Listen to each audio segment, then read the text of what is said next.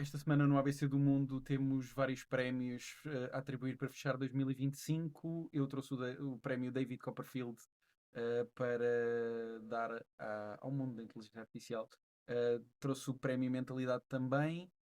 O Bernardo trouxe o prémio Xadé, o prémio Sorriso Maroto.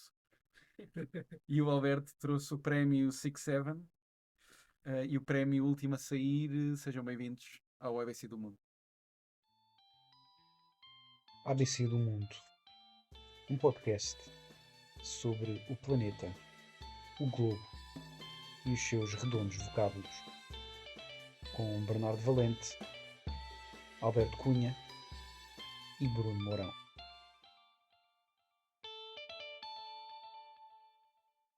E vou começar eu então esta edição especial de final de 2025. Nós decidimos fazer aqui uma dinâmica um bocadinho diferente hoje. Em vez dos nossos clássicos temas, vamos ter prémios para atribuir aos principais protagonistas do ano.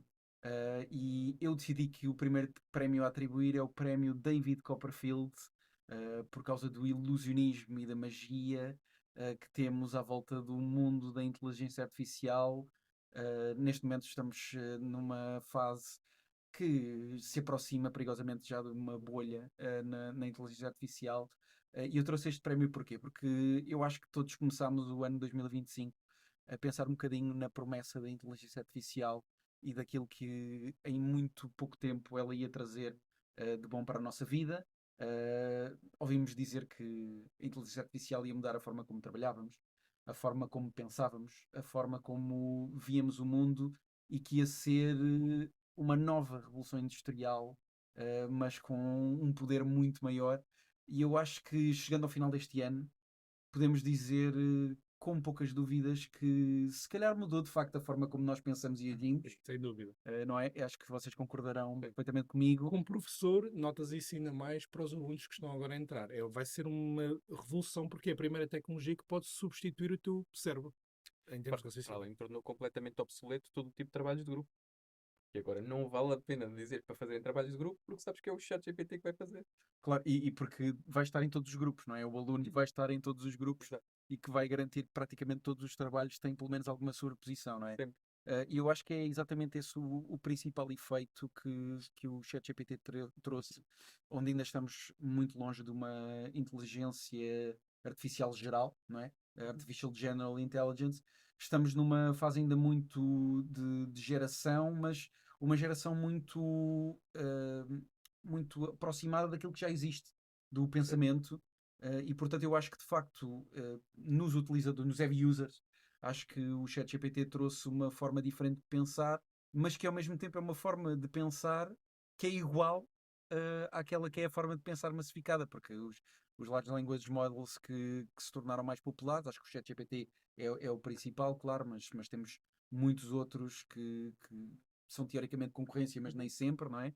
Uh, Nós o que vemos é uma grande padronização da forma de falar, uma grande padronização da forma de pensar, e depois temos ainda outras questões um bocadinho mais preocupantes do relacionamento das próprias pessoas, principalmente dos jovens com o próprio ChatGPT, os problemas mentais que começamos a ter cada vez mais, a substituição de terapeutas mentais, de psicólogos, etc., pelo ChatGPT, a ideia de que o ChatGPT é amigo, o que é um bocadinho preocupante. A própria OpenAI tentou, em algumas das últimas atualizações, fazer alterações que vinham lidar com este problema do ChatGPT reforçar demasiado comportamentos negativos e depois, curiosamente, houve até quase uma tragédia da parte das pessoas porque elas de repente perderam aquilo que elas viam como melhor amigo, como o principal confidente. Sim. E a OpenAI teve de dar aqui passos atrás. E depois eu trago este tema também porque parece-me particularmente preocupante a parte económica disto e a parte da possibilidade de cada vez mais óbvia de estarmos numa bolha que pode afetar uma série de outros mercados. Nós temos aqui uma situação em que a OpenAI neste momento já é empresa privada que recebeu rondas de financiamento com a maior avaliação da história de empresas privadas, o que é um pouco ridículo comparando aquilo que a OpenAI faz e aquilo que tem efetivamente com tecnológicas gigantescas. E Temos a Palantir também, não é só o a OpenAI, Palantir, sem dúvida, sem dúvida. Mas a Palantir, eu até poderia alegar que tem um core business que é um bocadinho mais possível de traduzir para um negócio. Ainda não. Aliás, vi vários memes na internet do profit da Palantir comparado com o valor de mercado. Eu, para mim, que isto é fácil de gozar nesta Claro. fase. Mas totalmente, mas já tivemos casos de startups como a Facebook, o Uber e Facebook, etc. sim, Que Facebook também. pronto, o Facebook também foi assim. O Facebook, quando começou a ter de facto um modelo de negócio provado, foi quando se começou a perceber que a questão da publicidade ia ser muito mais importante do que se esperava. O problema é que, no caso da OpenAI, por exemplo, ao contrário da Palantir, que tem muitos contratos públicos, a OpenAI está a ser essencialmente mantida à tona com investimentos externos, com a Oracle a comprar serviços, Microsoft a comprar serviços, etc. E a OpenAI não parece ter nenhuma justificação para o dinheiro que tem, e depois há um reinvestimento do mesmo dinheiro em software, em hardware, entre as mesmas empresas que estão ali a gerar um crescimento económico e, na verdade, são responsáveis pela esmagadora maioria do crescimento económico nos Estados Unidos ao longo do último ano. E é um bocadinho Mas preocupante. pá, Não é? é a tempestade perfeita, porque de repente tens aqui três fatores, acho eu, que se juntam e juntam quase todos no setor privado, que é a limitação da cognição da população mundial, no geral, ao mesmo tempo um espectro de atenção cada vez mais reduzido, que também ajuda exatamente as mesmas empresas, porque quanto menos atenção tiveres, menos capacidade criativa tens, menos capacidade de manter um pensamento e de articulares o pensamento terás. E depois, para além disso, tens esta questão da publicidade, em que, a partir daí, és tu que produzes os dados através do algoritmo, como falávamos há pouco, para depois, ao mesmo tempo, seres tu a comprar aquilo que te é oferecido por esses próprios dados que tu ofereceste. Yeah. Ou que tu deste de mão beijada, porque ninguém vai olhar para as cookies, por exemplo. E é nisso que estas empresas acabam por tirar a grande vantagem. De repente crias esta bolha em que, que redefine um bocadinho até a forma como nos relacionamos e a própria humanidade. A partir deste momento, é muito difícil teres uma dúvida num texto, uma dúvida na tua vida, sem que depois vais recorrer, bem, em algumas ocasiões ao Google, noutras à inteligência artificial. Depois disso, vais para as redes sociais, pesquisas, o que quer que seja, vês Reels, fazes a tua vida normal nas redes sociais, como toda a gente faz, para além de teres muita dificuldade em sair, porque estás sempre com aquela injeção de dopamina, que é toda ela implantada por este ataque à cognição das grandes empresas à população mundial, principalmente ao mundo ocidental, porque somos nós que consumimos mais esse tipo de informação e conteúdo. E depois, como estava a dizer, é a partir destes Reels que os algoritmos vão buscar aquilo que são os teus principais interesses, e por isso é que às vezes achamos que de repente os telemóveis nos leem a mente. Bem, não nos leem a mente, simplesmente têm, tal como os Large Language Models, fazem uma média daquilo que nós mais pesquisamos, percebem aquilo que são os nossos interesses. Se tivermos o microfone ligado, pior ainda, porque também nos ouvem através do microfone do Google, e de repente nós estamos a produzir um bocadinho um marxismo, um tecnofeudalismo, como diz o Varoufakis, estamos nós a produzir todos estes dados que, no final de contas, são dinheiro, são tempo e são dinheiro, para depois nos ser oferecida uma publicidade que se baseia exatamente, e produtos que se baseiam exatamente nesses dados que nós já oferecemos. Portanto, estamos na prática só a ser explorados, portanto, não são só os contratos públicos que ajudam estas empresas, somos também nós com um trabalho que parece passivo, mas na verdade vai aumentando o capital dessas empresas. Eu quando pensei aqui neste tema da magia ligada à AI, estava a pensar se a AI vai ser o Harry Potter ou se vai ser o Voldemort. Eu sou bastante negativo em relação à AI e inclino mais para o Voldemort no futuro, mas eu penso que aqui há dois temas um bocadinho diferentes. Aquilo em que eu acho que a AI, e já agora, a AI é inevitável, não vale a pena nós dizermos que não queremos, porque agora já aconteceu e não vamos voltar para trás. É como estarmos em 97 a dizer, isto da internet não vai, claro. Onde eu acho que a AI vai ter um pior impacto é no mercado de trabalho. E eu não acho mesmo que os sistemas, tanto ocidentais como não ocidentais, com problemas diferentes, não ocidentais temos um crescimento da população que continua desmesurado e muitas pessoas já têm um desemprego e uma pobreza estrutural muito forte, e nas sociedades ocidentais o capitalismo não tem incentivos para fazer com que as empresas resistam à tentação de substituir montes de trabalhos pela AI. Não há incentivos. Eu vi alguns dos artigos um bocadinho mais otimistas, diziam que, por exemplo, a inteligência artificial poderia ser um incentivo para passar por um modelo de Universal Basic Income. Eu não tenho certeza que isso seja assim, porque isso também provoca outros problemas em estarmos a desligar a segurança social do trabalho. O que eu sei é que o impacto nos próximos 10 a 20 anos vai ser extraordinariamente negativo num mercado de trabalho que já é muito difícil para as novas gerações. Onde eu tenho um bocadinho de esperança que seja o Harry Potter e não o Voldemort é no campo da saúde. E existe algum potencial daquilo que eu sou um leigo, mas leio alguma coisa, que é possível que a inteligência artificial acelere alguns processos e progressos na saúde. E seria bom que isso fosse verdade. Mas entre o Harry Potter e o Voldemort, neste momento, com aquilo que está em cima da mesa, eu inclino mais para o Voldemort. Sim, e sendo que eu acho que nós todos vamos ser os alunos de Slytherin, ou seja, vamos ser uma espécie de contribuidores relutantes para o plano final.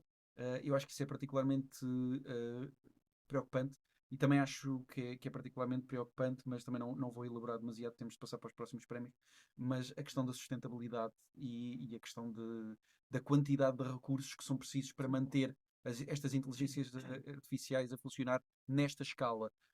Eu já vi cálculos de quanto é que custa em termos de água potável, em termos de consumo energético, a geração de partes pequeníssimas de respostas das inteligências artificiais.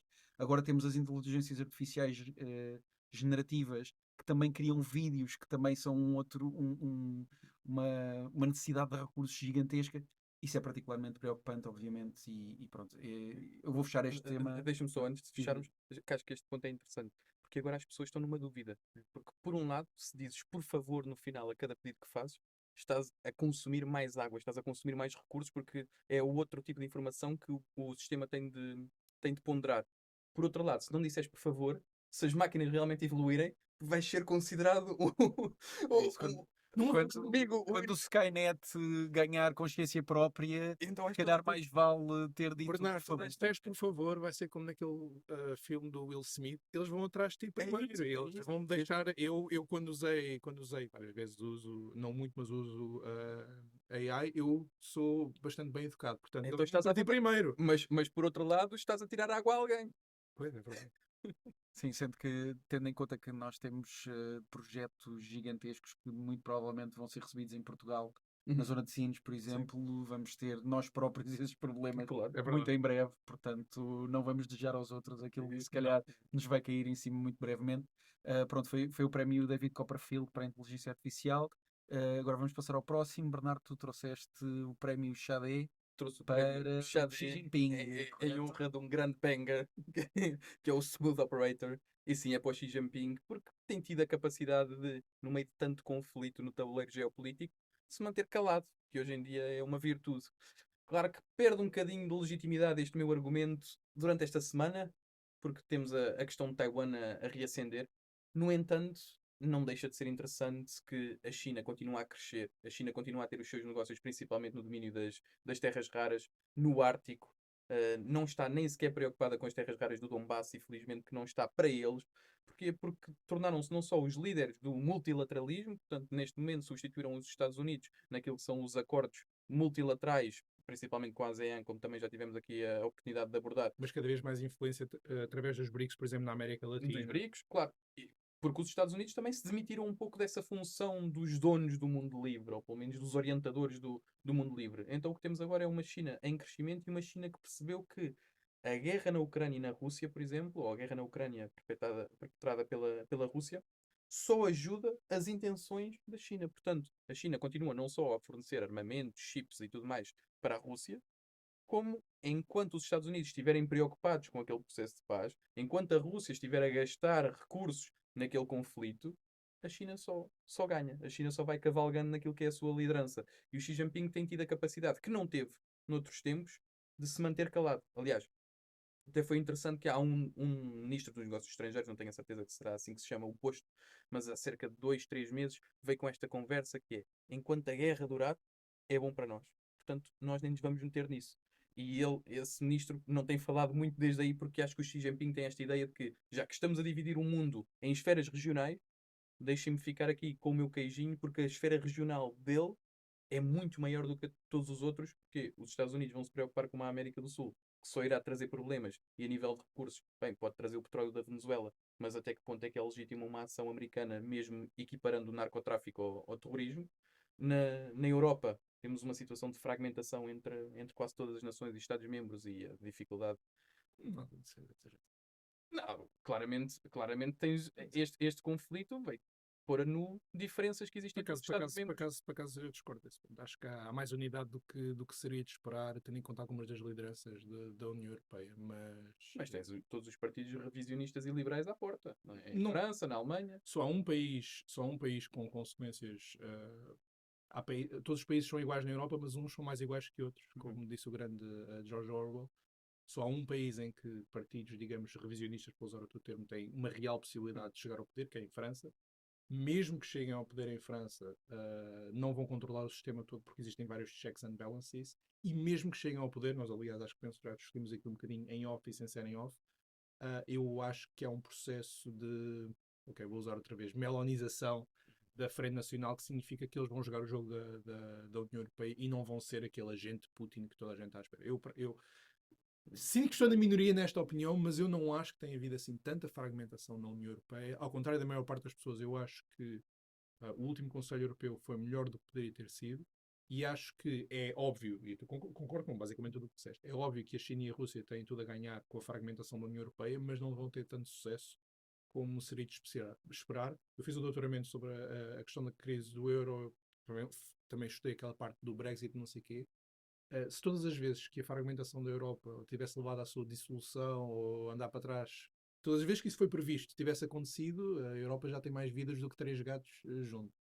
Caso não. Só queria só Mas acrescentar. não é uma ameaça existencial, ou pelo menos a crise do euro não era uma ameaça existencial. Eu acho que era. Era a União Europeia. Eu acho. No fundo, o que aconteceu foi colocar essa fragmentação, a responsabilidade dessa fragmentação nos Estados-membros. Pronto, se quiserem sair, são convidados a Sim, sair. mas Foi isso que não. aconteceu. É verdade, mas Agora é não. diferente, agora é exatamente o contrário. Não, vamos juntar, Não agora acho, que queremos seja uma unidade. não acho que seja tanta como. Sinceramente, não acho. É? Acho que são mais exceções do que a regra. Queria só acrescentar um ponto, eu concordo com tudo aquilo que foi dito e até reforçava o ponto da Rússia, porque eu, mais uma vez, talvez na minoria, embora eu acho que talvez não aqui, eu não acho que a Rússia esteja ao mesmo nível que a China e que os Estados Unidos, e aliás a dependência estratégica da Rússia para a China é uma das grandes vitórias do smooth operator, que é o Xi Jinping. Aqui há que apenas acrescentar uma nota a tudo o que disseste, foi bastante bem dito, como aliás costumo. Muito obrigado. Eu sou um grande fã do Smooth Operator e nota-se na letra da Sade que ela reconhece o talento do Smooth Operator, mas está ressentida com ele. Na esfera de influência da China, portanto, nesta zona aqui do globo, não é? Há muitos países que estão ressentidos com o poder da China e quando eles não estão calados é para dizerem coisas sobre Taiwan ou sobre os Streitos que fazem com que estes tipos que reconhecem o talento do Smooth Operator fiquem ressentidos.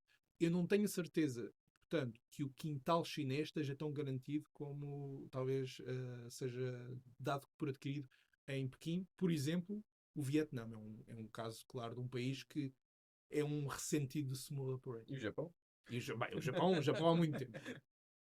Bem, eu só tenho de expressar a minha surpresa, porque eu pensei que tu ias trazer aqui o Lando Norris e o campeonato de Fórmula 1 para a mesa e sou surpreendido. E sou surpreendido com esta escolha do Xi Jinping. Estou a brincar, não, mas eu concordo também com tudo o que foi dito e eu acho que de facto se Trump tem sido um bocadinho o que os americanos chamam o bull in a China shop, não é? Ou seja, alguém que até pode ter impacto, mas que de facto é muito barulhento, muito trapalhão em algumas coisas. Eu acho que Xi Jinping, com um pensamento estratégico muito mais intenso e muito mais planeado, tem tido um impacto brutal na política. Também ajuda o histórico dos planos quinquenais e daquela ideia de se planear tudo a longo prazo. Claro. E não ter eleições. E não ter eleições, claro, isso é sempre uma vantagem. As vantagens e desvantagens de um sistema comunista Isso, nesta escala. No fundo, obrigado Bernardo por teres trazido este prémio. Vamos passar para o primeiro prémio do Alberto, que é o prémio 6-7. Quero que isso signifique. E que tu queres dar a quem, Alberto? Vamos dar ao Donald Trump. Eu quis trazer para aqui uma figura que se fala pouco, que é o Donald Trump, uma pessoa pouco famosa, discreta. Como definir Donald Trump? É impossível. Eu acho mesmo que é um político que vai ser analisado e escrito sobre ele durante muitos anos, porque é uma personalidade única na política. E ao mesmo tempo aqui queria fazer 3 pontos. Primeiro, distinguir entre o político candidato e o político que tem que governar. Eu acho que o Donald Trump é um extraordinário candidato político. Não se ganham 2 eleições nos Estados Unidos por acaso. Não se ganham mesmo. É verdade, há biases e E contra quem foi? e contra quem foi, mas ele revelou uma capacidade de união. Se nós fizermos a sociologia do eleitorado americano, temos 2 grupos que votam sempre para os republicanos, que é a malta que tem mais dinheiro e quer cortes de impostos ou manter os impostos baixos, e a malta do religiosa, do sul, aqueles mais religiosos. Isto é o core dos votantes dos republicanos. Agora, eles começaram a ter votos de pessoas da classe operária dos Estados Unidos que ainda têm importância, que votam em democratas há anos e anos e anos. Mas, em 2014, foi escrito um estudo pelo Partido Republicano em que dizia, 2014, ou seja, um ano antes de surgir o Trump, que o segredo para o Partido Republicano conseguir ganhar eleições era ter um discurso mais inclusivo em relação aos imigrantes, nomeadamente em relação aos imigrantes latinos. Nós sabemos o que aconteceu e o que aconteceu também nas últimas eleições. Este é o candidato republicano com mais votos latinos desde que existem registros de votos latinos. Como candidato, é um candidato bastante eficiente. Como político, não é tão eficiente. Nomeadamente como político de política externa. Às vezes há loucura sem método. Às vezes há um pouco de método na loucura. Por exemplo, e vou tentar ser sintético com este ponto. No caso do Panamá, o que é que se passou no caso do Panamá? Penso que a maior parte das pessoas talvez saiba, mas a China andava a rondar o governo do Panamá para assinar contratos para ter participações nos portos dos 2 lados do canal do Panamá. E a administração de Biden não estava nada satisfeita com isso e as autoridades americanas andavam a fazer pressão, mas pressão de forma, digamos, bem educada ou pelo menos escondida publicamente. O que é que faz o Sr. Trump? Chega, alguém lhe diz isto, ele começa a barafustar com o Panamá, que vai recuperar o Panamá, ele é um bandido, ele é louco e não sei o quê. O que aconteceu? Os contratos não foram assinados como tinham sido pensados. Outro exemplo, a Groenlândia. A Groenlândia, a China também andava a rondar por causa dos rare earths O materials. investimento da Groenlândia em terras raras é quase todo chinês. É quase todo chinês. Mais uma vez, era um tema que começava a preocupar muita gente em Washington. O que é que chegou o Trump? Fez o Bull in the China Shop, gritou mais alto que os outros e, obviamente, que ele não vai conquistar a Groenlândia, isso é parvoíce, mas a China vai ter que ter agora mais cuidado com a forma como investe na Groenlândia e o mundo está alertado para os investimentos chineses na Groenlândia, que isto era algo que nerds sabiam. Às vezes, há sua loucura. A posição negocial dos Estados Unidos em relação à Ucrânia, alguém consegue perceber? Muda a toda a hora. Ele, por exemplo, apenas ontem, no dia de ontem, ele disse à tarde, parece-me, que estava chocado por a Ucrânia estar a atacar a residência do Putin, foi aquele alegado ataque que se falou ontem, e 2 horas depois disse, não, eu estive a falar com o Zelensky e afinal não é verdade. Isso, mas esquece, se tivesse falado com o russo, já era mais verdade. Quer dizer, o 6-7 vem daí, ou seja, é uma instabilidade total, e essa instabilidade, e com isto concluo, e é o meu terceiro ponto, é particularmente má para um país que foi uma potência hegemónica. A potência hegemónica não é simplesmente ser o país mais poderoso, é ser um país que sustenta um certo sistema e que tem uma certa previsibilidade. Ninguém confia nos Estados Unidos. E não é só por nós acharmos agora que os Estados Unidos são maus ou que o Trump é mau. É que ninguém sabe o que é que vai sair dali. E o ninguém sabe o que é que vai sair dali, que ele acha que é uma vantagem estratégica, para os muitos e muitos aliados dos Estados Unidos, que é a grande força de hegemonia dos Estados Unidos, é os aliados que eles têm. Isso não é uma vantagem, é uma desvantagem. E a confiança não vai voltar tão cedo. Sim, ou seja, isto compromete completamente a ideia de um plano estratégico, não é? Falamos da NSS Sim, sim. aqui recentemente. Compromete totalmente a ideia de que tu tens uma linha de pensamento e que vais segui-la do princípio ao fim de forma mais ou menos sensata. E eu não estou a dizer moderada, estou a dizer sensata. É que tu defines um pensamento e ages de acordo com aquele pensamento. E eu acho que o Prémio 6-7 é bem visto exatamente por isso, porque Trump, tu vives na completa imprevisibilidade diária, não é? Ou seja, tu, num sentido e noutro, o Trump pode surpreender-te, não é? Tanto pela positiva como pela negativa. Confesso que a mim surpreende mais pela positiva, porque pela negativa é quase impossível. Eu já tenho expectativas tão baixas que é muito difícil ser surpreendido pela negativa. Ocasionalmente acontece, mas de facto é uma imprevisibilidade que mata essa posição hegemónica dos Estados Unidos como o líder do pensamento ocidental. Mas eu não sei até que ponto é que isso não é estratégico. Achas que sim? Eu tenho muita dificuldade mesmo em perceber no Donald Trump o que é incompetência, o que é estratégia, ou sequer se há algum tipo de estratégia ali. Mas parece-me que a partir do momento que és tão imprevisível, e tendo em conta que os Estados Unidos, claro, foram eles os grandes obreiros de tudo o que é a ordem pós-Segunda Guerra Mundial, a ordem liberal pós-Segunda Guerra Mundial. O que o Donald Trump está a fazer é não. Rompemos com esta ordem, com esta previsibilidade que existe, e a partir daí tudo é possível.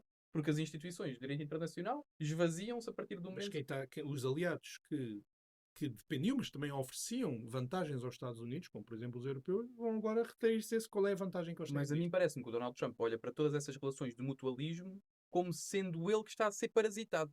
Como sendo os Estados Mas Unidos não que é, estão a ser parasitados. mas não é. E é fácil de ver que os Estados Unidos têm tido enormes vantagens pelo sistema. Mas é por aí que eu não percebo se isto é estratégia e ele não se preocupa minimamente com a tal ordem e Sim, com sim, sim. romper com os aliados históricos, ou se por outro lado é uma questão de incompetência, de desinformação, de também não estar rodeado das pessoas certas.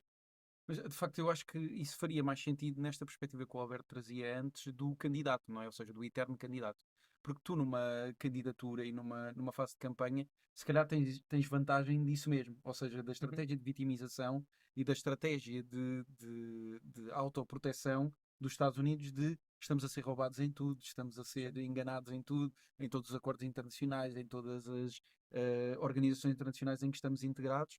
Mas depois, quando passas para efetivo presidente, se calhar há algumas dessas coisas que tu tens de olhar com um bocadinho mais de sensatez e dizer, não, ok, pronto, eu disse isto na candidatura, mas se calhar vamos aqui introduzir um bocadinho, um pensamento um bocadinho mais profundo em cada uma delas e dizer, ok, se calhar na NATO está a acontecer isto, mas se calhar no âmbito de acordos comerciais não faz tanto sentido a política comercial, por exemplo, não é? Ou seja, tu dizes que estás a ser roubado e depois aplicas uma taxa comercial a todo o mundo. Mas não é só aplicar, aplicas, depois desaplicas, depois voltas a aplicar, é instabilidade. E depois acordos individuais que são diferentes, acordos que não têm nada a ver com déficit comercial ou não. São basicamente, ok, eu gosto deste presidente, não é? Este presidente disse-me uma coisa simpática sobre mim, então vamos aqui fazer um acordo especial para ele, e depois dentro da União Europeia fazes acordos com países que são mais próximos, e etc. Eu não estou a dizer que é Sim. positivo para os Estados Unidos. Claro. Estou a dizer que, eventualmente, o Donald Trump percepciona isso como positivo a longo prazo. Ou seja, esta ideia de nós somos autossuficientes e se rompermos com tudo o que é a estrutura do mercado internacional, cadeia de produção, cadeia de valor, nós sairemos por cima. Eu acho que a ideia é muito esta. Só que esquece, como estávamos a falar, que do outro lado tem a China por onde passam todas as cadeias de produção e de valor e que, em última instância, serão eles a beneficiar mais. Mas me parece-me que esta instabilidade permite agora que, por exemplo, se o Donald Trump se lembrar amanhã de entrar pela Venezuela e rebentar com tudo, qual é o parceiro ou entidade ou instituição que vai chamar Donald Trump à razão, aos Estados Unidos à razão? Sim, é difícil de compreender, de facto. Eu queria só deixar uma última nota muito rápida. Há um estudo do Elcano, que se calhar podemos pôr um link, em que faz uma análise económica sobre os efeitos das tarifas e a racionalidade das tarifas, tentar arranjar estratégia com o Bernardo. E com 3 blocos: Estados Unidos, China e a União Europeia. E tendo em conta as dependências do mercado, eles chegam à conclusão que a curto prazo as tarifas dos Estados Unidos são racionais. Porquê? Porque eles são os menos dependentes dos outros, os outros são mais dependentes. Mas a curto prazo, não a médio e longo prazo. Pronto, exatamente, ou seja, a falta de estratégia também, de uma visão estratégica de longo prazo que se Não calhar tem um plano quinquenal. Está a faltar. Exatamente. Portanto, vamos passar então ao próximo prémio, vamos passar ao próximo prémio do Alberto também, que é o prémio último a sair e que vai para outro líder também que tem estado nas bocas do mundo. Alberto, força. A Zelensky, última a sair, grande programa da RTP, que muitas pessoas ainda não sabem se foi a sério ou não. Não foi a sério. Mas foi muito giro. Era uma piada, pessoal. Ele tem resistido. Não tem sido isento dele. Eu tive a oportunidade de dizer em praça pública que quando ele teve aquela tentativa de acabar com a agência de corrupção este ano, foi um tiro do pé completamente por cima do contexto da adesão à União Europeia. Mas, bem, a posição estratégica dele é muito difícil, acho que é justo dizer. E ele candidatou-se, nós lembramos como é que ele chegou ao poder. Ele estava num reality show, portanto, o último a sair tem um duplo sentido este número do prémio, e depois aconteceu o que aconteceu. E ele conseguiu resistir, saiu de Kiev, a bem e a mal, e porque ele não tem sido perfeito, ele corporiza uma certa resistência ucraniana e corporiza a ideia que muitos russos querem negar, que é a nação ucraniana existe. E é uma nação distinta da nação russa. E aqui não estamos a dizer como é que vai acabar a guerra, nós não sabemos como é que vai acabar a guerra, mas ele tem sabido resistir tem sabido fazer o seu caso, e eu devo dizer, particularmente, e com isto concluo, eu admiro a forma como ele tem lidado com a Casa Branca, porque não deve ser fácil lidar com a Casa Branca num contexto tão dramático, após 3 anos de guerra, com um presidente de facto errático, mas que ele precisa e ele sabe que precisa, e não há aqui ilusões. Ele tem revelado algum talento político. Último ponto, eu acho que provavelmente vai haver eleições a médio prazo na Ucrânia, talvez curto, médio prazo. É bem possível que ele ou não se candidate ou que tenha demasiados anticorpos na Ucrânia com ele, porque existem alguns anticorpos em relação a Zelensky que são inevitáveis, e em muitos casos a política externa dele tem sido mais bem sucedida do que a política interna, mas a verdade é que é aquilo que é necessário e é aquilo que é possível fazer no contexto da guerra, e ele merece este prémio, continua cá. Sim, e porque também foi à Casa Branca levar muita porrada aqui há uns tempos, volta agora num outro contexto, tem sido capaz de encaixar muita coisa de várias direções neste contexto de tentar negociar uma paz também. Bernardo, como é que tu vês? É isso, é um prémio revelação quase. Não é jovem promessa, porque em princípio, se houver eleições, ele ou não se candidata, ou então poderá até perder as eleições. No entanto, eu acho que Zelensky tem este condão que é de surpreender-nos a todos. Começou por falar apenas russo em praça pública. Portanto, aprendeu, não sei se aprendeu, ou se saberia e não falava em público, mas fala sempre ucraniano. O inglês melhorou bastante nas aparições públicas. Portanto, há um esforço contínuo, mesmo sob tanta pressão, para melhorar a sua diplomacia, para melhorar também a sua forma de lidar principalmente com Donald Trump. Por outro lado, cresceu naquilo que é o saber andar nos meandros da política. Não é? Zelensky tinha 28 pontos extremamente perniciosos para as suas aspirações, e de repente o que nós estamos a discutir agora é um plano com 20 pontos, quase todos eles desenhados por Zelensky. Portanto, isto só por si coloca o ONU na Rússia e é uma vitória. Em menos de 2 meses. Em relativamente pouco tempo passámos de um para o outro. Em menos de 2 meses, e como tu dizias, com suspeitas de corrupção quase semanalmente. Portanto, temos as pessoas todas à volta de Zelensky a cair, seja por desinformação russa ou algum tipo de... Mas também corrupção. Sim, uma corrupção endémica que existe, mas Que sempre existiu. Mas podemos colocar a hipótese de ser ali uma cabala contra as pessoas próximas de Zelensky para fragilizar a sua posição. No entanto, isso não invalida que, mesmo perante estas suspeitas todas, falamos de um dos amigos dele que saiu do apartamento onde estava, depois de ser acusado, umas horas antes de ir lá à polícia. Portanto, ele foi informado por alguém. Se foi por Zelensky ou por outra pessoa, não sabemos. Mas Zelensky teve a capacidade de fugir a todos estes escândalos, ao tipo também da energia atómica, que também foi condenado, ou alegadamente também prevaricou na questão da corrupção. E Zelensky sobreviveu a tudo isto sem que lhe fosse imputado nenhum caso de corrupção ao longo destas semanas, meses, enquanto transitou dos 28 pontos, que eram muito prejudiciais, eram quase traduzidos do russo, para estes novos 20 pontos, que são muito mais favoráveis, e isto mostra a capacidade política de Zelensky. Aquele vídeo que fez agora há pouquíssimo tempo em Kupiansk, depois dos russos terem dito que agora tomamos Kupiansk, e parecia o Marcelo Rebelo de Sousa no dia seguinte, estava lá a fazer um story, ele sozinho em Kupiansk a dizer, bem, não estou aqui russos. Tudo isto é capacidade, é jogo de cintura. Foi o contrário daquele famoso ministro da informação iraquiano, que quando as tropas estavam a chegar em Bagdade, ele foi para a televisão: o quê? Não temos nada, não está cá ninguém. Desinformação noutro sentido. Foi ao contrário. Obrigado, Alberto. Vamos passar ao próximo prémio, que foi o Bernardo que trouxe, que é o prémio Sorriso Maroto. E muito entusiasmado por o prémio Sorriso Maroto. Tinha que ser o Bernardo a trazer. Claro, obviamente. Sim. Não, mas eu tive claramente inspiração musical nestes dois prémios. O Sorriso Maroto é também em honra de outro banger, do Assim Você Mata o Papai. Não sei se será assim o nome, mas a banda é o Sorriso Maroto, um grande clássico dos 2000. Vem do papai.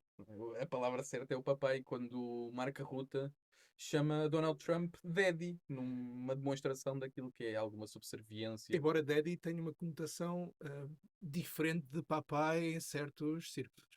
Mas eu diria que é um bocadinho mais preocupante no contexto de relação política bilateral. As duas. É que papai não tem essa conotação. Sim. Não sei Pode se ter, não pode sei se não Pode tem. ter. Sim, Ah, sim, se sim. você mata o papai, também não me parece ser particularmente Tem uns inocente. comentários que Vou-me informar sobre este tema. Sim, sim. Aliás, o grande daddy da política portuguesa é o Pedro Nuno Santos.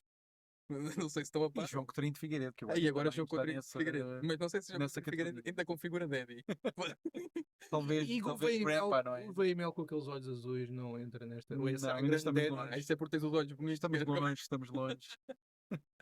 Bom, e isto, assim você mata o papai, porque, como estava a dizer, mostra a subserviência da NATO, mostra a subserviência dos aliados históricos dos Estados Unidos relativamente a Donald Trump e o tentarem gerir como podem, um bocadinho como Zelensky também faz, tentarem gerir como podem esta instabilidade de Donald Trump, sabendo que ele olha para as relações internacionais de uma forma transacional e pelo menos é transparente nisso, como discutimos. É se calhar o presidente mais transparente no sentido em que ele olha para o tabuleiro internacional com o que é que eu posso ganhar aqui, que dividendos é que eu posso trazer deste negócio, desta invasão, deste processo de paz, o que quer que seja. E pronto, e depois ter Mark Rutte, não deixa de ser bizarro ter Mark Rutte a chamar Daddy a Donald Trump e fragiliza também a posição da própria NATO. Foi patético. Foi Isso. patético, foi triste e foi revelador de. Mark Rutte vem de uma geração de líderes europeus que foi socializada com os Estados Unidos diferente e que ainda não percebeu que os Estados Unidos já mudaram e, como nós falámos aqui na semana passada, não vão voltar atrás. O professor Carlos Gaspar, aliás, deixou isso bastante claro. A Kaja Kallas não chamou Daddy, pelo menos que eu saiba, a ninguém nos Estados Unidos, mas disse, 2 dias depois da publicação da Estratégia Nacional dos Estados Unidos, e ele é alto representante, é uma espécie de ministro dos negócios estrangeiros da União Europeia, que os Estados Unidos, era claríssimo, continuavam a ser os maiores amigos da União Europeia. Não, não é claro. Não é claro. Podem ser parceiros em algumas coisas, mas não são amigos. E com um presidente transacional, talvez eu esteja a ser naivo, eu nunca fui convidado para uma cimeira da NATO, eu não sei se é chamar-lhe daddy e pôr-se numa posição de subserviência, não sei se isso é o melhor incentivo que estamos a dar a esta administração norte-americana. Pronto, é o que eu tenho a dizer. Pois eu acho que é o ponto mais baixo de um relacionamento entre a NATO e a atual presidência americana, que não tem sido propriamente um exemplo de qualidade no relacionamento. E é um pouco estranho que a NATO, que é um dos principais alvos de Trump já desde a primeira presidência, ou seja, não é de agora, que tenha este nível de subserviência por alguém que essencialmente vê aquela organização como ou inútil ou algo que tem de ser completamente reformulado. É um bocadinho ridículo ver de facto este tipo de E subserviência. aí entra a nossa divergência relativamente à Europa e ao potencial da Europa. Acho que essa subserviência é sintomática do facto da Europa não ter neste momento inovação, Neste momento. coordenação militar, concertação militar para conseguir fazer face à ameaça russa e outro tipo de ameaças que possam surgir. Neste momento, pronto. Sim, neste momento. Quer fazer o contraponto? Não, obviamente. Porque é que há esta subserviência? Porque há uma dependência enorme dos Estados Unidos. Mas vamos ver também o contrário do Daddy. O Friedrich Merz. O Friedrich Merz foi presidente de todas as associações transatlânticas que existem na Alemanha e foi ele que disse, e já disse aí vários discursos e também já fez algumas ações para isso, que disse que os Estados Unidos não querem saber para nós e, portanto, nós temos que tratar da nossa defesa. Para mim essa tem que ser a atitude. E na minha opinião, eu até acho que esta administração americana respeitaria mais isso do que estarmos a chamar de Daddy na cimeira da NATO. Mas eu acho, lá está, o Marco Rutte está no poder desde 2010, a dependência continua. Não estou a dizer que neste momento eu acho que eu estou mais otimista, penso eu, porque acho que a necessidade vai aguçar o engenho, como dizemos em português. Mas em 2010, quando o Marco Rutte chegou ao poder, eram os Estados Unidos diferentes. E já não são. Claro. Obrigado, Alberto. Vamos para o nosso último prémio individual. Depois temos um prémio coletivo só para mencionar. Menção honrosa. Mas eu trouxe o último prémio, é de um país um pouco estranho aqui na Europa, aqui na pontinha da Europa, chamado Portugal. E é o prémio Mentalidade. Eu decidi trazer isto porque fiquei inspirado pela declaração do Primeiro-Ministro Luís Montenegro. Falar um bocadinho da questão da mentalidade de Cristiano Ronaldo, não é? Ou seja, desta ideia de que todos temos de nos superar para criar uma economia melhor. Foi um bocadinho interessante não ouvir falar sobre os sujeitos da economia, não é? Os portugueses, que são os principais sujeitos, e os outros sujeitos da economia que têm sido muito alvos, imigrantes, todos os expatriados que são. É um código para um migrante um bocadinho mais high level, não é? E eu achei interessante trazer isto, porquê? Porque eu acho que de facto este governo tem sido bastante pródigo nesta ideia da internacionalização da economia portuguesa. É uma coisa que nós historicamente temos, não é? Que é aquele interesse quase mórbido por o que é que os outros estão a dizer de nós lá fora, não é? Ou seja, tivemos recentemente uma rábula muito interessante. Eu sou consultor de comunicação, portanto, se calhar estou particularmente atento a estas coisas, mas que foi o governo a fazer um comunicado oficial sobre o prémio atribuído pela The Economist e depois o próprio governo vir no mesmo dia dizer calma, mas ganhamos o prémio, mas não é tudo isto, não é? Quer dizer, ainda temos muita coisa para melhorar e etc. Que é um bocadinho uma esquizofrenia, uma bipolaridade de comportamentos que é muito interessante e que eu acho que tem sido um bocadinho um espelho do governo. Nós tivemos recentemente a polémica com o Ministro da Educação, e houve basicamente 49% de Portugal que disse que o Ministro era uma besta e que tinha dito aquilo com toda a intencionalidade.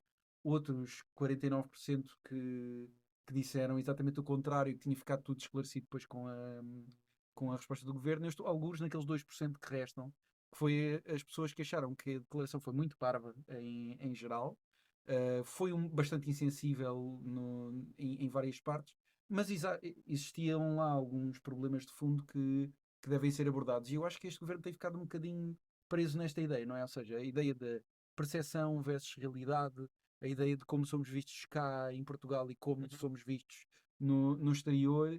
E eu acho que esta mentalidade de Cristiano Ronaldo é um bocadinho assim, não é? Ou seja, há a mentalidade daqueles que dizem tudo o que sejam críticas é inveja, não é? No caso do Cristiano Ronaldo tivemos agora o prémio dos Globe Soccer Awards, não é? Sim. Que foi um prémio como outros nesta cerimónia de prémios ao longo dos últimos anos. Parece ter sido criada à medida para o dar a Cristiano Ronaldo.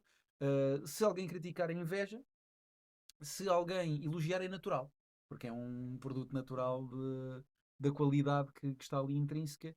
E eu confesso que individualmente acho que isto é uma visão muito limitadora e é uma visão que nos faz evitar resolver os problemas quando eles existem mesmo, impede-nos de falar das coisas, não é? Radicaliza o discurso completamente e depois no meio da barulheira, obviamente, que é muito difícil nós conseguirmos falar. Claro. A mim pareceu-me que a mensagem de Natal foi particularmente infeliz. Primeiro porque se percebia, e isto já não tem grande interesse, mas percebia-se que ele estava a ler e não fica bem. E depois vem com esta metáfora, com tanta gente a escrever para ele, tanta gente a aconselhá-lo, vir com esta metáfora do Cristiano Ronaldo. Primeiro, sabe-se que as metáforas de futebol não colhem grande apoio na população, porque a população normalmente acha sempre isso um bocadinho bimbo. E depois, quem está de acordo com esta mensagem de Montenegro de olhar para os portugueses como Cristianos Ronaldos ou Cristianos Ronaldo em potencial, não pode estar depois contra aquela mensagem de um dos líderes europeus, já não me lembro quem era, creio que da Holanda, em 2007, 2008, na altura da crise, em que disse que os portugueses só queriam... É o Dijsselbloem, que era o presidente do Eurogrupo. Que só queriam vinho verde e mulher. Que é mentira, porque eu gosto muito mais de vinho tinto, por exemplo. Mas a ideia subjacente à mentalidade de Cristiano Ronaldo é: esqueçam o vinho verde e as mulheres, vamos fazer banhos de gelo às 5 da manhã, ler 2 livros antes do pequeno almoço, este tipo de coisas que parte sempre de um sacrifício. Se o governo... Eventualmente todos ganharemos 200 milhões de euros por ano se fizermos esse pequeno esforço. E é a mesma coisa com o Bill Gates, com o Steve Jobs, vão-se lançando estes iscos, que são pessoas que realmente são muito bem sucedidas, mas que tiveram as condições, uma pontinha de sorte e muito trabalho, claro, mas que, quer dizer, é como aquela ideia da Cristina Ferreira dizer que basta trabalharem que vão chegar onde eu estou. Não basta trabalharem. Há muita gente que trabalha tanto como ela e que nunca irá chegar porque as circunstâncias não são as mesmas. E dizer isto aos portugueses é estar a enganar as pessoas, é estar a promover esta mentalidade de individualismo que é: o governo não tem que vos ajudar. O Estado não existe para vos ajudar. Vocês têm que safar sozinhos. E depois o Estado eventualmente lá vê o que pode fazer. Se isso não implicar nas contas do Estado, porque o Estado também é em si só um Cristiano Ronaldo. Faz pouco sentido se realmente as coisas estiverem a correr bem. Se o país é muito mais um tiki-taka do Barcelona, em que joga tudo em equipa, do que um Estado que simplesmente serve para estes discursos motivacionais em que vai promovendo os entrepreneurs. Alberto, não sei, se calhar podíamos pensar mais numa mentalidade de John O'Shea, não é? Quer dizer, Grande Também não é preciso tanto. grande lateral direito. Não, eu estou totalmente de acordo com a metáfora do Primeiro-Ministro e se depois me permite até vou acrescentar duas. Porquê? Porque é que estou totalmente de acordo? Porque a mentalidade que foi proposta a Cristiano Ronaldo é a realidade, que é como é que tu te safas em Portugal? Sais de Portugal aos 18 anos e consegues ter uma vida decente lá fora. Portanto, na verdade, perfeita. E eu até acrescentava mais duas mentalidades. Acrescentava a mentalidade homem elástico, que é aquele dos incríveis, porque como nós ouvimos agora na discussão da reforma laboral, que eu não sou um especialista em direito laboral, mas parece-me ter sido efetuada por pessoas que não conhecem o país real, a ideia, foi a ministra que disse que o que os jovens querem agora é mais flexibilidade no trabalho. Não, o que os jovens querem é ter dinheiro para comprar uma casa e para poderem sair de casa dos pais antes dos 45 anos. Se geralmente estivesse tudo, nós não estávamos aqui a fazer um podcast. Então estávamos aqui a fazer um podcast, claro. E às vezes querem comer várias vezes por dia. Querem comer várias vezes por dia. Portanto, é a mentalidade homem elástico, portanto, além desta do Cristiano Ronaldo, e é a mentalidade, como o Ricardo Luz Pereira disse há 10 anos, da sagrada igreja do empreendedorismo. E o empreendedorismo é ótimo, mas existe uma certa mentalidade que alguns governos têm mais do que outros, que é esta ideia que o Bernardo disse exatamente. Não, isto tem a ver contigo. Temos é que bater punho, como dizia famosamente alguém em Portugal. Não temos só que bater punho. E, aliás, se isso fosse verdade, nós não pagávamos o nível de impostos que pagámos em Portugal. Nós pagamos o nível de impostos que pagamos em Portugal porque, de facto, temos um Estado social em que o Estado tem que fazer algo pelas pessoas, senão não vale a pena. E, portanto, a mentalidade de Cristiano Ronaldo, sim, é verdade, mas infelizmente é isso, é sair de Portugal. E queria acabar com isto.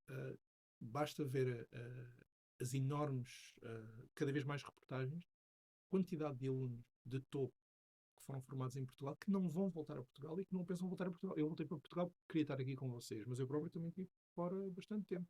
E isso é que é a verdadeira mentalidade de Cristiano Ronaldo, que são jovens talentosos que nós andamos a formar e muitas vezes a pagar essa formação e que depois não vão contribuir para a economia portuguesa. E para terminar aqui esta questão dos prémios, nós em conjunto tínhamos pensado aqui num prémio, podia ser no Comments quase, mas basicamente foi atribuído por nós, nós chamámos-lhe o Twitter do ano, porque é a combinação de X e Twitter, que é um clássico. Eu, quando tu que foi- chamaste Twitter, eu achei que era SH de shit e Twitter. Não, é mesmo o X e Twitter Ok. em conjunto. Se bem que isto até foi mais Truth Social, não é? Porque Trump é um absolutista de liberdade de opinião e por isso só usa o Truth Social. Mas foi porque Donald Trump. Os posts do Trump são hilariantes. Eu devo dizer aqui, podem dizer o que quiserem, os posts deles são a melhor coisa que é. Nós São a melhor coisa que é. sim, nós vão poder ver aqui, enquanto nós estamos a falar disto, também esse post, mas de facto é um post sobre a morte de Rob Reiner, um realizador que foi aparentemente assassinado, ele e a mulher, por um dos filhos. E Trump disse basicamente, numa fase inicial, parece que está a fazer um elogio fúnebre genuíno e depois de repente diz que não, que ele morreu de inveja de Donald Trump. Pronto, quer dizer, é um Não, bocadinho aqui a justificação do 6-7, não é? Quer dizer, é uma coisa que não merece comentários assim tão profundos. Mas não é exemplo único de políticos, e também já aconteceu na nossa praça, que usam mortes para se autoelogiar ou para se promoverem politicamente. Pronto, A única coisa que eu quero dizer é que peço encarecidamente a toda a gente. Os tweets dele são engraçados, mas não é para levar a sério. Porque não pode ser para levar a sério e é muito grave aquilo que ele disse naquele tweet, mas sinceramente assim, nós não podemos, não é uma pessoa normal que escreve um tweet daqueles. Sim, é quase para levar como o Bruno Nogueira no último a sair, não é? Quer dizer, não é para levar a sério. Aquilo é mesmo uma brincadeira. Para finalizar o nosso programa de hoje, temos o nosso tema mais leve. Vocês estarão talvez recordados que nós giramos aqui o nosso globo e calha-nos ao calhas a Costa do Marfim. Vamos escolher depois a seguir o nosso próximo tema e foi o Bernardo que selecionou, apontei, portanto foi justo. vamos ver o que é que o Bernardo trouxe. Então, Bem, voltando ao futebol, não é? Está muito futebolístico este episódio, mas calhou-nos a Costa do Marfim e eu lembrei-me automaticamente do Drogba. E o que é que encontrei? Tinha uma ideia, mas não sabia qual era a situação nem o contexto. O que é que encontrei? Então, um vídeo do Drogba em plena qualificação para o Mundial 2006, que, se não estou em erro, é o primeiro Mundial onde a Costa do Marfim participa. E o que é que acontece? Este vídeo passa-se em 2005, portanto, durante a qualificação, quando realmente garante a qualificação, e em 2005 a Costa do Marfim estava mergulhada numa guerra civil. Então, entre o Norte, governado ou liderado por aquilo que seria o governo oficial, e o Sul por forças separatistas, rebeldes. O que é que acontece? O Drogba tem, neste vídeo que vamos passar, no final do jogo, tem a frieza, a clareza de dizer: bem, qualificámos-nos para o Mundial, somos uma nação de sucesso, enterrem as armas, porque não faz sentido continuarmos em guerra. E a verdade é que podemos não dar grande importância a este momento, mas sabemos também que existe uma ligação histórica entre futebolistas e lideranças políticas, principalmente em África. Não só em África. George Weah, na Libéria, foi presidente, Exato, por exemplo. exato. E quando o Didier Drogba diz isto, a verdade é que a guerra durou muito pouco depois deste vídeo que vamos ver. E acho que neste espírito natalício, num espírito de cessar-fogo, em que ainda por cima pensámos que podíamos ter um cessar-fogo noutros sítios do planeta durante este Natal, parece-me que é o vídeo ideal para o espírito de hoje. E bem, um aplauso também para o Didier Drogba, que para além de ser um grande futebolista, ter sido um grande futebolista, foi também aqui a voz da calma, da ponderação. Ivoiriens, Ivoiriennes, du nord et du sud, du centre à l'ouest. Vous avez vu, on vous a prouvé aujourd'hui que toute la Côte d'Ivoire peut cohabiter, peut jouer ensemble pour un même objectif, se qualifier pour le mondial. Vous nous avez promis que cette fête allait rassembler le peuple. Aujourd'hui, on vous demande, s'il vous plaît, on se met à genoux.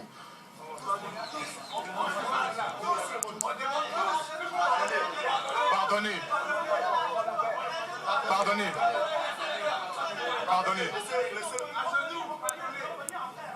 Le seul pays de l'Afrique qui a toutes ses richesses ne peut pas sombrer dans la guerre comme ça.